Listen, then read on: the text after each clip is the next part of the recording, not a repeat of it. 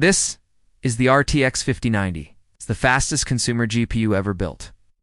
But for $2,999, is it brilliance or pure overkill? Let's break down what makes this powerhouse tick and whether it actually deserves its throne.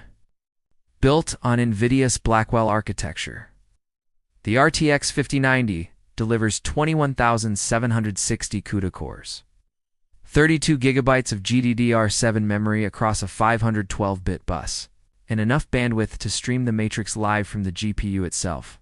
Okay, not really, but it's close. But let's start where most of us will begin our journey with it: gaming. I know that the last time I tested this game on the RTX 4090, it felt super choppy. Basically, instead of downscaling from a lower native resolution and then upscaling back up to 4K, we're just upscaling directly from the internal rendering resolution of the game. But let's not forget that the 5090 wasn't designed solely with gamers in mind. Creators, streamers, developers, and data scientists all stand to benefit from this beastly GPU. That said, it's hard to ignore the sheer performance jump we're seeing in AI workloads. You can use it to create everything from photorealistic pictures of cats playing the piano to concept art for your next sci-fi blockbuster. More and more of us will find ourselves working with large language models and image generators on a regular basis. When that happens, it's nice to know that the 5090 is ready for the task. And like all beasts, it has its drawbacks. $2,999 is a lot of money for a GPU, and it's hard to justify unless you're doing professional work that can take advantage of all the horsepower on offer, or you're a serious gamer who wants the best of the best, and you have the rest of your setup to match. If you're gaming at 1440p or doing light editing, the RTX 5080 offers 80% of the performance at half the price. AMD's RX 9080 XT is also punching above its weight this generation. You can see that it stays fairly cool and quiet under load, which is impressive given the amount of power it's consuming. For others, it's just what they need. The biggest downside is thermals and power draw. With a 575-watt TDP and 12-volt 2x6 connector, this monster demands a beefy PSU and proper airflow like an aircraft hangar. Founders Edition models actually do a great job of staying relatively cool and quiet despite the heat output thanks to redesigned airflow channels. As always, thank you for watching, and I'll see you in the next one. Links to the best RTX 5090 and 5080 deals are below. If you enjoyed this breakdown, hit that like button and subscribe for more deep dives. Custom AIB cards take things even further with vapor chamber cooling and quad fans. I mean, sure, this thing sounds like a jet engine, but it also doesn't thermal throttle, and it's crazy quiet in the process. Training this model from scratch on a massive dataset of text and image pairs takes a long time. But there are checkpoints along the way that you can fine-tune to specialize the model for different subjects or styles. For example, I trained a model to generate images of robots, and another one to create detailed portraits. Both processes were sped up about 5 times, thanks to the 5090's FP for acceleration. Thanks to the 5090's FP for support, Stable Diffusion 40 workflows feel almost instant. If you're playing at 4K and working in other applications at the same time, you'll absolutely have enough headroom on the 5090s to do so without too many hiccups. That is a significant improvement that should translate into faster workflows once the dust settles and everyone starts taking advantage of the extra horsepower. In DaVinci Resolve, I tested a complex 8K timeline with multiple layers of 4K red raw footage. And like all beasts, it has its drawbacks. The biggest downside is thermals and power draw. The 575-watt TDP and 12-volt 2x6 connector. This monster demands a beefy PSU and proper airflow like an aircraft hangar. Founders Edition models actually do a great job of staying relatively cool and quiet despite the heat output thanks to redesigned airflow channels. Custom AIB cards take things even further with vapor chamber cooling and quad fans. I mean, sure, this thing sounds like a jet engine, but it also doesn't thermal throttle, and it's crazy quiet in the process. The 5090s encoded the project in just 7 minutes. It took the 4090 nearly 10 minutes. That's a 30% improvement right there, even if you aren't working with 8K footage.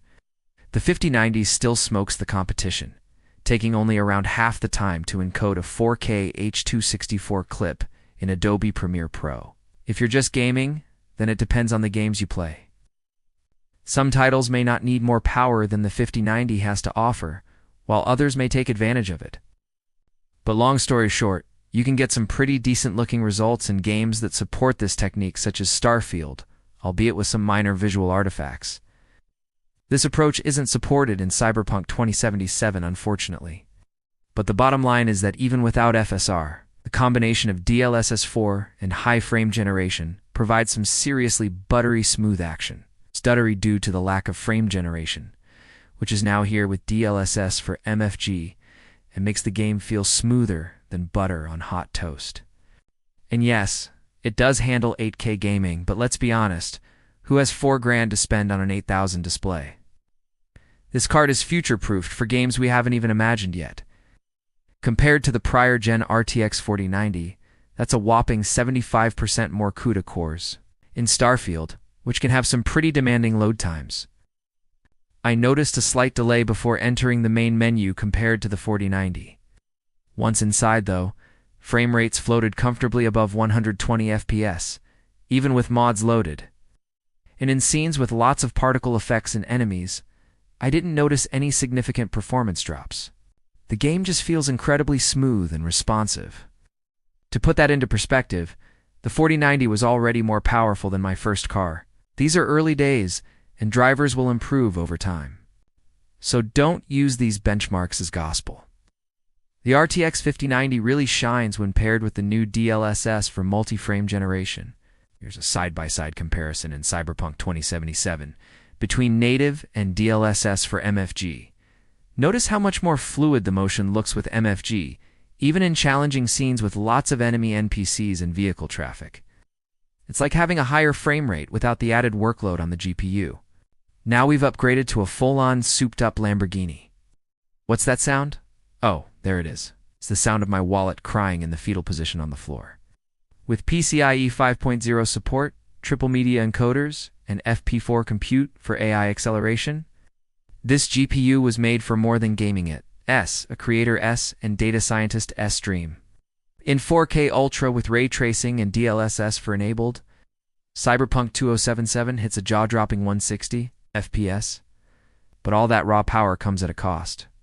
It's important to note that I'm using the latest driver version as of recording, which had just been released. For those looking to push their frames even further, I did some tests with Digital Foundry's FSR upscaling method. So if you want the best of the best for gaming, and you already have a setup worthy of maxing out the newest titles, well, the RTX 5090 won't disappoint. In fact, I think the 5090 fits into two categories that people may consider overkill for their needs, but underpowered for their needs. For creators, it's a game changer. I ran a series of tests in Blender and found that render times dropped by 30% versus the RTX 4090. On the flip side, if you're editing photos, videos, or doing other tasks that rely primarily on CPU power, you might not see much of an improvement going from the 4090 to the 5090. If you're unfamiliar with Stable Diffusion, it's an open-source text-to-image AI model that generates images based on a textual description called a prompt. Now, none of these workflows are exactly practical for everyday use, but it's not hard to imagine that as AI technology advances, look, there's no denying that the RTX 5090 is a beast of a GPU. Look, there's no denying that the RTX 5090 is a beast of a GPU.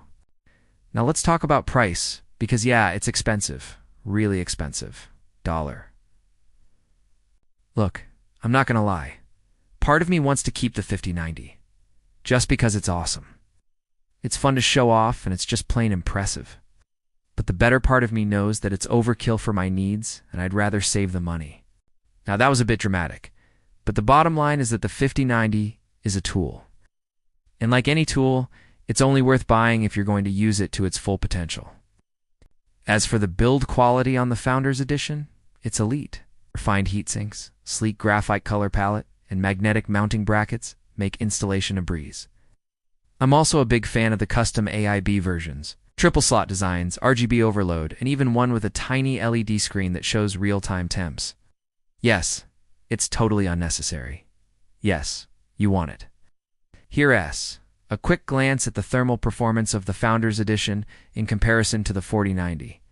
Ultimately, the RTX 5090 is a triumph of engineering, and it sets a new standard for gaming and creative workflows alike. For many of us, it's overkill. I hope you enjoyed this breakdown of the RTX 5090. If you want to learn more about the 5080, I'll be covering that next.